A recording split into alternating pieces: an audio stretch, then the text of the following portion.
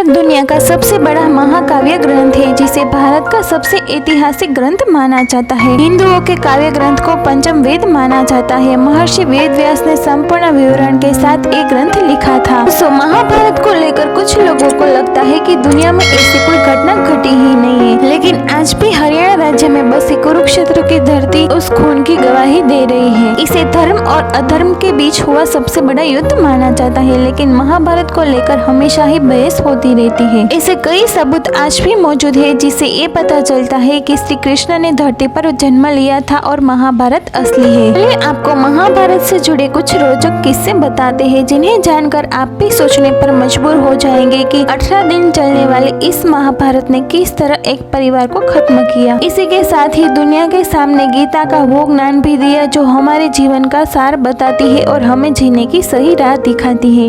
ये तो हम सभी जानते हैं कि महाभारत का युद्ध कुरुक्षेत्र में हुआ था, जो कि हरियाणा राज्य में स्थित है। कहते हैं कि उस समय भयंकर युद्ध में बहे खून की वजह से वहाँ की जमीन लाल हो गई थी। पुरातात्विक विशेषज्ञों ने भी माना है कि महाभारत की घटना सच थी। उस जगह पर 13 और भालों को जमीन में गाड़ा पाया है, जिनकी जांच में ये पता चलता है कि ये 2800 ईसा पूर्व के हैं, जो कि लगभग महाभारत काल के समय के बने हुए हैं। अर्जुन का चक्रव्यूह। आप महाभारत में अर्जुन के चक्रव्यूह के बारे में तो जानते ही होंगे, लेकिन आपको पता है कि इस चक्रव्यूह का जीता जागता सबूत आज भी मौजूद है। हिमाचल प्रदेश के हमीरपुर जिले के 16 सीवी धार के नीचे बसा राजनोट गांव एक ऐतिहासिक स्थल के रूप में मशहूर है। यहाँ पर पांडव अज्ञातवास के दौरान रुके थे। उसी समय अर्जुन ने यहाँ पर चक्रव्यूह का ज्ञान प्राप्त करके उसे पत्थर पर बनाया था, जो आज भी यहाँ मौजूद है। इस चक्रव्यूह को ध्यान से देखने पर पता चलता है कि अंदर जाने का रास्ता तो साफ दिखाई देता है, लेकिन बाहर आने का रास्ता पता नहीं चलता। इस जगह को पीपुल किले के नाम से भी जाना जाता है। महाभारत में आपने ब्रह्मास्त्र नाम के भयंकर अस्त्र के बारे में सुना ही होगा। ये अस्त्र ब्रह्मा द्वारा धर्म और सत्य को बनाए रखने के लिए बनाया गया था, जो कि विनाशकारी परमाणु हथियार था, जिसको केवल दूसरा ब्रह्मास्त्र ही रोक सकता था। जो इसे चलाता है वही इसे वापस लाने की क्षमता भी रखता है। रामायण में भी लक्ष्मण ने मेघनाद पर ब्रह्मास्त्र से प्रहार करने का सोचा, तो भगवान श्री राम ने एक कहकर रोक दिया था कि अभी इसका प्रयोग करना सही नहीं है, क्योंकि इससे सारी लंका नष्ट हो जाएगी और कई बेकसूर की जान चली जाएगी। श्री कृष्ण की द्वारिका नगरी। भगवान श्री कृष्ण को द्वारिका का राजा कहा जाता है और महाभारत में इस बात की जानकारी मिलती है कि ये नगरी जल में डूब गई थी, यानी कि पूरा नगर ही पानी में समा गया था। आपको जानकर आश्चर्य होगा कि पुरातन विभाग को गुजरात के पास समुद्र के नीचे एक पुराना शहर मिला है और इसके सबूतों से ये पता चलता है कि यही द्वारिका नगरी है, जिसका वर्णन महाभारत में किया गया है। लाक्षागृह। महाभारत काल में लाक्षागृह की भूमिका भी महत्वपूर्ण मानी जाती है। कौरवों ने पांडवों को जलाने की साजिश के लिए लाक्षागृह का निर्माण करवाया था, लेकिन पांडव सुरंग से निकलकर बाहर आ गए थे। कहा जाता है कि आज भी ये सुरंग उत्तर प्रदेश के बरनावा नामक स्थान पर मौजूद है। भारती कर्ण का अंग राज्य। कुंती के सबसे बड़े पुत्र दानवीर कर्ण अंग देश के राजा थे, जो उन्हें दुर्योधन ने उपहार में भेंट किया था। आज अंग देश को उत्तर प्रदेश के गोड़ा जिले के नाम से जाना जाता है। जरासंध द्वारा अपने राज्य के कुछ हिस्सों को कर्ण को देने की बात भी कही जाती है, जो आज बिहार के मुंगेर और भागलपुर जिले के नाम से जाना जाता है। श्रीमद् भगवद गीता। जिन्होंने भागवत गीता पढ़ी होगी वह ये भी जानते होंगे, इसमें ज्यादातर श्लोक 2 लाइन में ही लिखे गए हैं। आप किसी भी श्लोक को पढ़े और समझे तो वह कम शब्दों में बहुत अधिक बात कह देते हैं। जैसे गागर में सागर। गीता में जो बातें लिखी है वह किसी सामान्य व्यक्ति द्वारा नहीं बताई जा सकती है। भले ही मानव सभ्यता का काफी विकास हो गया हो, लेकिन आज भी गीता में वो ज्ञान है जो अकल्पनीय है, जिसे सामान्य व्यक्ति सोच भी नहीं सकता, जिसे सिर्फ भगवान ही बता सकते हैं। ये सबूत है कि भगवान कृष्ण थे, जिन्होंने गीता का ज्ञान अर्जुन को दिया था। अगर अर्जुन थे तो पांडव भी थे, इसका मतलब महाभारत भी हुआ था। घटोत्कच का कंकाल। कुरुक्षेत्र के पास ही भारतीय पुरातत्व विभाग को खुदाई के समय बेहद ही विशाल आदमी का कंकाल मिला था, जिसको देखकर ये पता चलता है कि ये कंकाल किसी साधारण मनुष्य का नहीं है। तभी ये बात उठने लगी है कि ये कंकाल घटोत्कच का है। महाभारत काल में घटोत्कच के बारे में तो सभी जानते होंगे। जब भीम और हिडिंबा का पुत्र घटोत्कच महाभारत के युद्ध में लड़ाई करने आया था, तब कर्ण ने अपनी शक्ति से उसको मार दिया था। महाभारत के महाकाव्य में दिया गया घटोत्कच का वर्णन भी इसी कंकाल के समान है। अगर आपको हमारी ये वीडियो पसंद आई है तो हमारी वीडियो को लाइक कीजिए और चैनल पर नए हैं तो चैनल को जरूर से सब्सक्राइब कीजिए। Thanks for watching.